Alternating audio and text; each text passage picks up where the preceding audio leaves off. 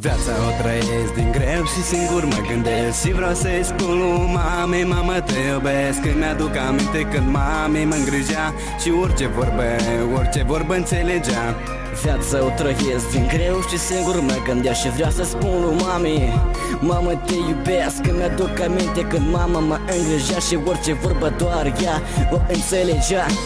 Printr-o patimă cerească înfometată de iubire, un copil s-a petrecut viața de nemurire. Băiat de 16 ani ținut în casă înfometat, la nimeni nu le pasă de băiat când a strigat. Stătea băiatul și tot la viață se gândea: unde erai tu, mami, când tata mă bătea? Nu înțelegeam de ce mă bate și tot mă lovește. Nu înțelegea că de la 16 ani copilul crește.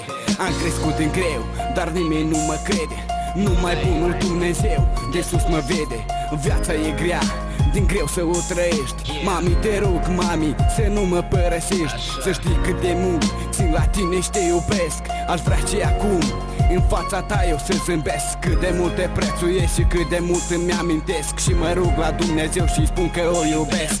Viața o trăiesc din greu și singur mă gândesc și vreau să-i spun lui mame: mamă, te iubesc. Când mi-aduc aminte când mame mă îngrijea și orice vorbă înțelegea.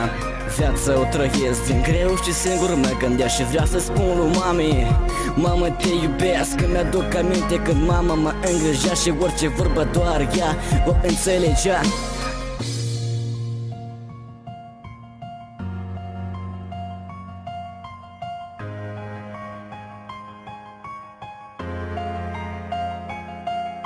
Aș vrea astfel ca să încep aceste versuri, căci au sensul de viață de toți create. Teatru este gol, viața este un rol ce n-are somn și face un efort enorm. Mi-e greu să spun prin cuvinte ceea ce simt, dar mă stărâ să o fac într-un anume timp. Glasul ce-l auzi în gând și eu îl simt. Când te văd tristă mă faci să plâng, Nu vreau să te văd plângând sau tristă niciodată. Vreau să te văd mereu cu zâmbetul pe față.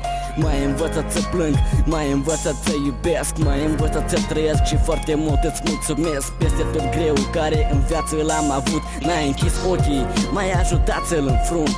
Îmi place că ești aproape de mine, că am o singură mamă care să mă aline. Viața o trăiesc din greu și singur mă gândesc și vreau să-i spun lui mame: mamă, te iubesc. Când mi-aduc aminte când mame mă îngrijea și orice vorbă înțelegea. Viața o trăiesc din greu și singur mă gândea și vreau să spun lui mami: mamă, te iubesc. Când mi-aduc aminte când mama mă îngrijea și orice vorbă doar ea o înțelegea.